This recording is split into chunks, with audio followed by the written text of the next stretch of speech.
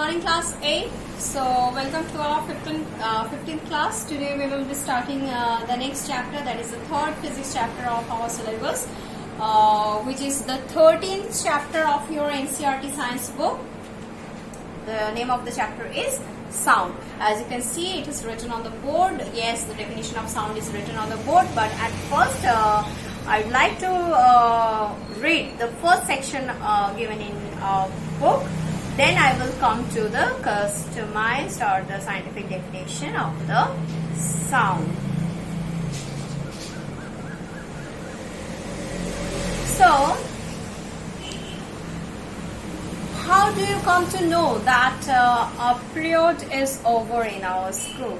Yes, obviously with the ring of the periodic bell, which rings after every 40 minutes. So you come to know easily that someone is at your door when he knocks, or you hear the sound of the doorbell. Most of the time you can make out that someone is approaching you by just hearing the footsteps. You might have played a game called hide and seek. In this game, a person is blindfolded and has to catch the remaining players. How is the blindfolded person able to guess which player is closest to her? Sound plays an important role.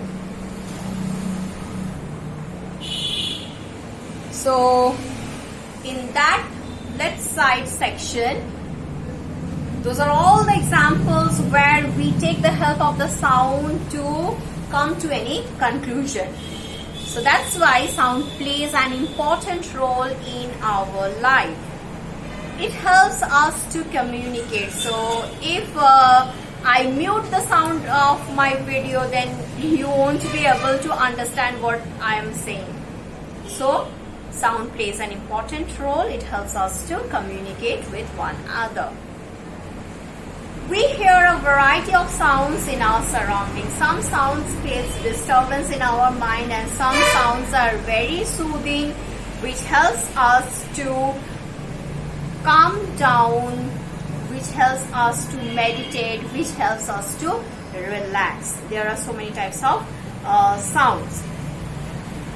Make a list of sounds you hear in your surrounding. If I will be making a list, then I have to only write the horns of the vehicles.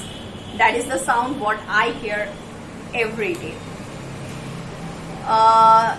In the music room of your school, you hear the sound made by musical instrument like flute, tabla, harmonium, and we also have piano. So we are lucky enough to hear the sound of piano at our school. How is sound produced? Now the question comes that, so in this different ways we experience the existence of the sound, but how does that sound produces? How does it travel from one place to another? How do we hear sound? Why are sounds louder? Why are some sounds louder than others? We shall discuss such question in this chapter. So please keep these questions in our mind, because when I will be discussing all these points one by one, you will be able to answer all these questions, whatever is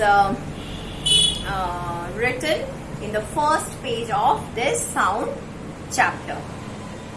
Now let us come to the first thing which is not given here. Which is not given here. That is the definition of sound. That means what is sound. If we don't know that what a sound is, then it becomes immaterial to know that how it is produced. At first we have to know what it is, though we all experience it, but we must develop the capacity, we must understand it properly, which will help us to develop the capacity to express it in words. It is not it as because it creates a type of feeling in our body. It creates a sensation, some kind of sensations. So it becomes very difficult to express the term sound in words. So we must first know what is a sound. What you can see is written in first two lines. So you can remember in our previous year, when you were in class 7, we have the chapter light. So we have defined what is light. So now we will talk about the sound in the same way. So what is sound? Sound is a form of energy. So this is the keyword. This is the keyword. What it is? It is a form of energy. So you can remember the light was also a form of energy. The sound is also a form of energy. But the characteristics of energy is different. The effect of energy is different. The production of the energy is different.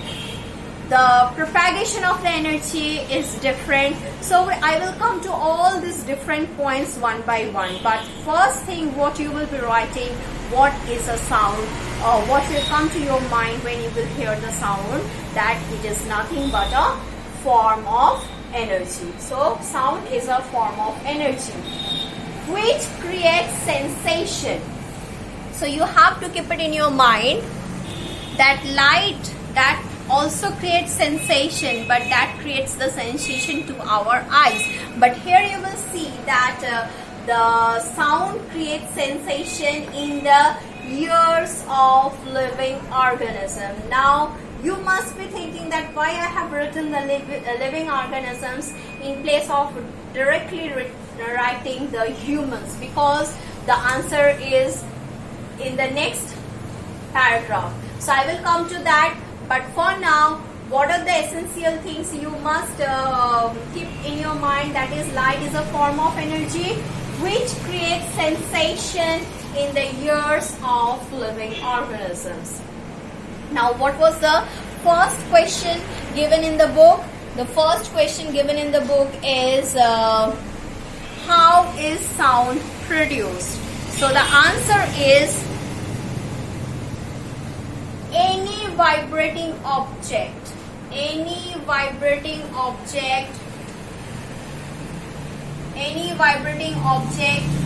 is capable of producing sound. Any vibrating object. Now I will give stress on this word, and I will force you to recapitulate your previous year syllabus, and that means you have to remember the previous year syllabus where we have learned the difference between the vibration and the oscillation, and I hope you can remember the difference between the vibration and the oscillation, that the rapidness of to and fro motion,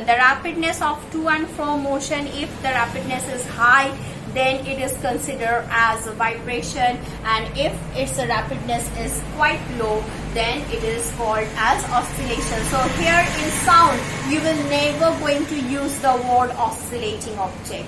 It is always prefer to write the vibrating object, otherwise the sound won't be able to create sensation of hearing even in other living organisms. Okay, so now what I was talking about, that any vibrating object is capable of producing sound. Okay, and if the frequency, I can remember that I have discussed what is frequency, though this year also I will recapitulate it for you after completing the definition of the sound. So for now, you just keep this thing in your mind, that frequency when the frequency of vibration of the object lies between 20 hertz to 20 kilohertz. 20 hertz to 20 kilohertz.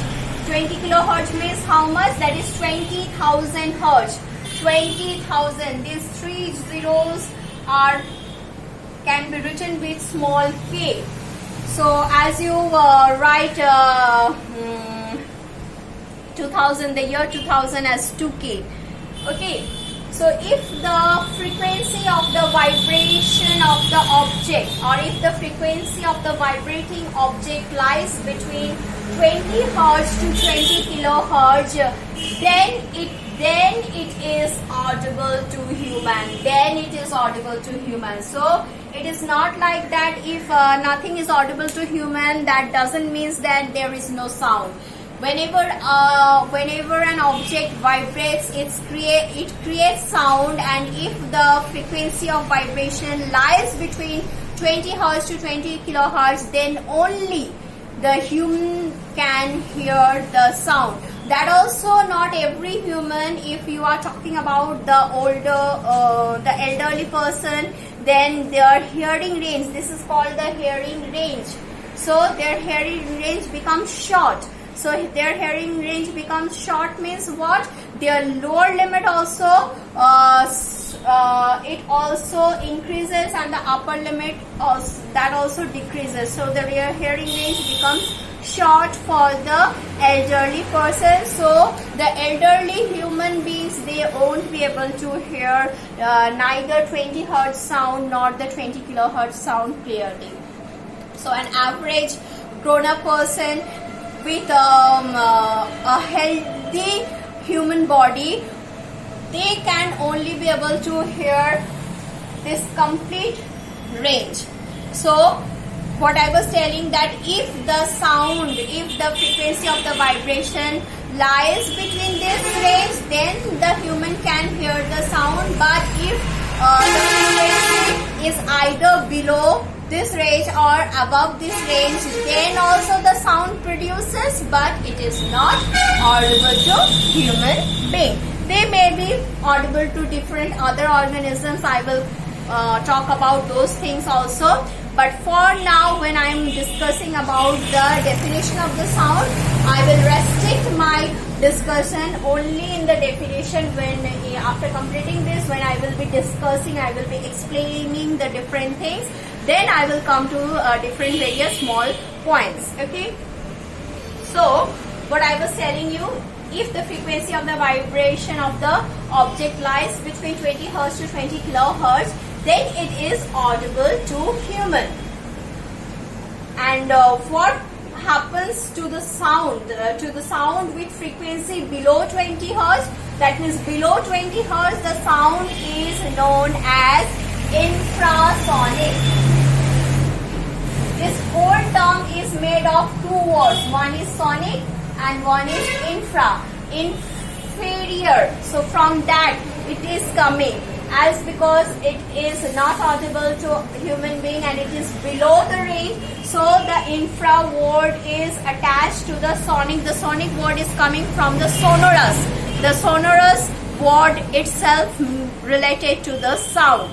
So from sonorous it is sonic, and from inferior it is infra. So below 20 hertz the sound is known as infrasonic. Then what it will be called when the frequency of the sound will go above 20 kilohertz, what I have written here, whereas above 20 kilohertz the sound is called ultrasonic. In the same way, it is also made up of two words, that is ultra and sonic. Ultra means which lies above this range, so ultra, and also the word sonic, which represents the sound.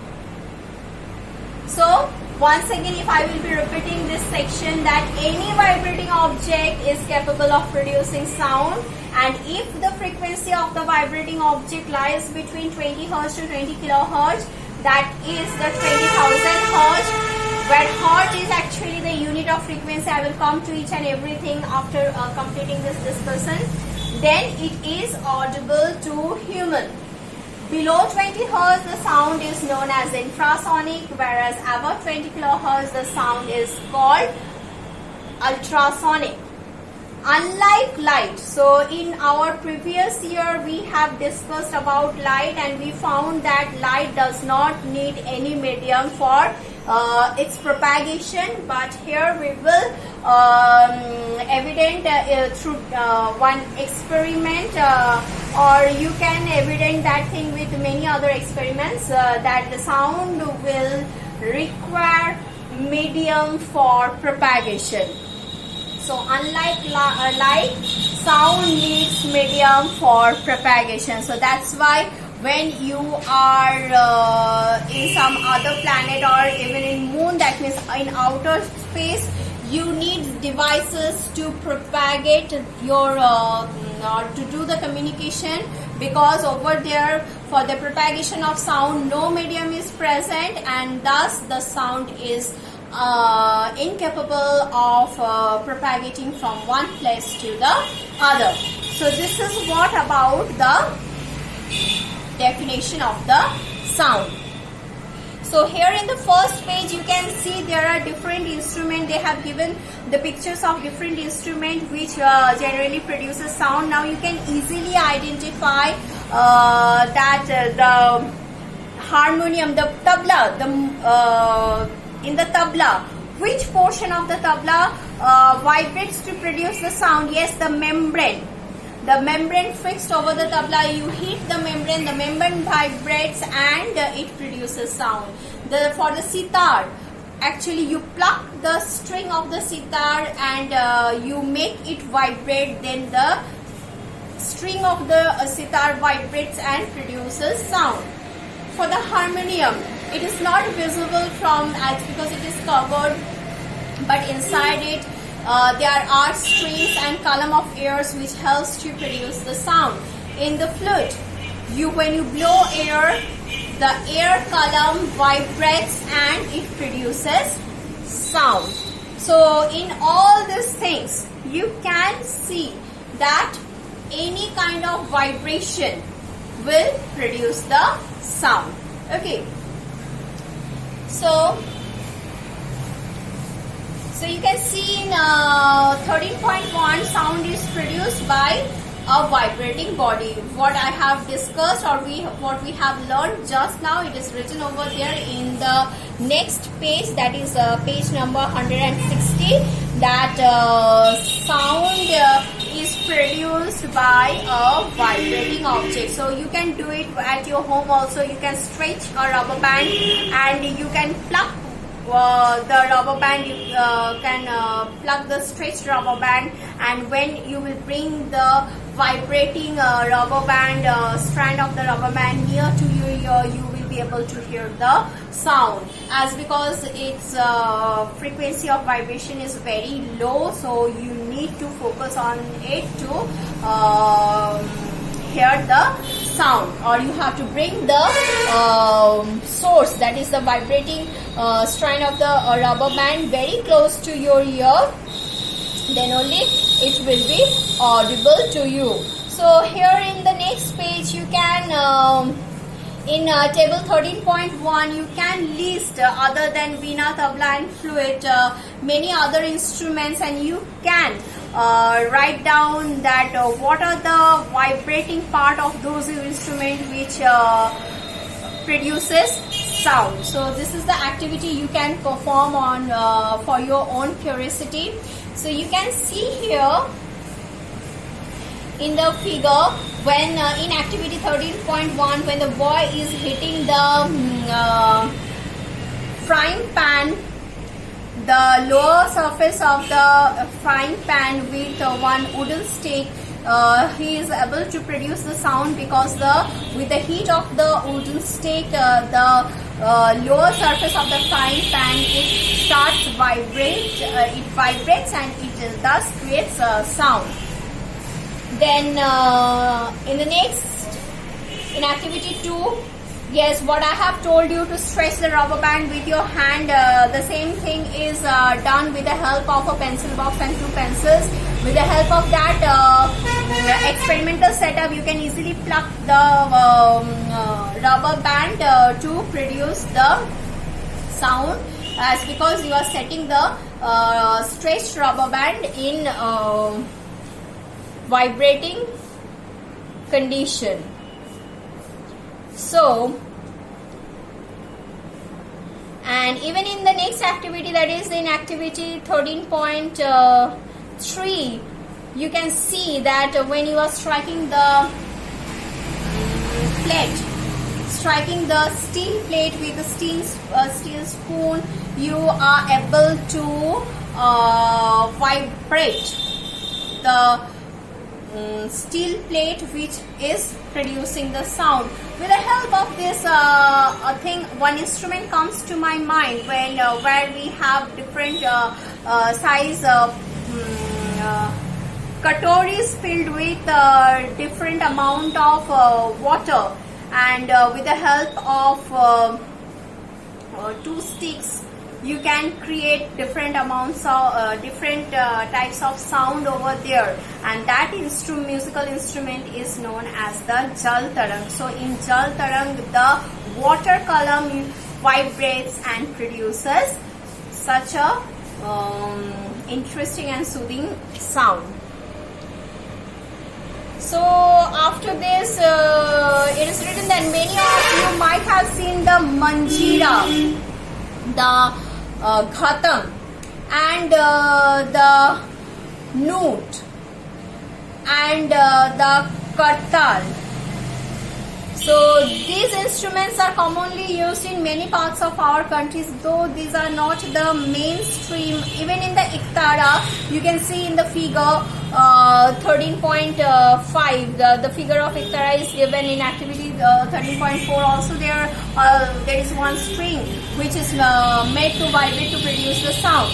So ghatam, the picture of the ghatam is also shown to you, where you can see it is a earthen pot. So though these instruments are not the mainstream instruments which are used nowadays in concert, actually nowadays we are becoming more digitalized. We are creating this type of different sounds with the help of digitalization, that is with the help of computer. But these instruments do exist where different parts of the instrument vibrates to produce different quality of sound. Manjira is also shown in figure 13.6. So in any type of what to say that kirtan, these manjiras are they have a great role to play. Actually these manjiras, this ghatam, they are all used in this type of musical arrangements, or what to say, in prayers, and as because you can see these are not a very high cost musical instruments. Okay, so in our next class I will talk about many terms which are very essential to discuss the chapter sound. Then only we will be able to explain the different things what are given in our syllabus. So you just keep the definition of the sound in your mind, so that when we will be discussing those terms, it will be easier for you to understand and to explain, to understand those terms, as well as to understand the rest of the chapter. Till then, be safe and keep practicing.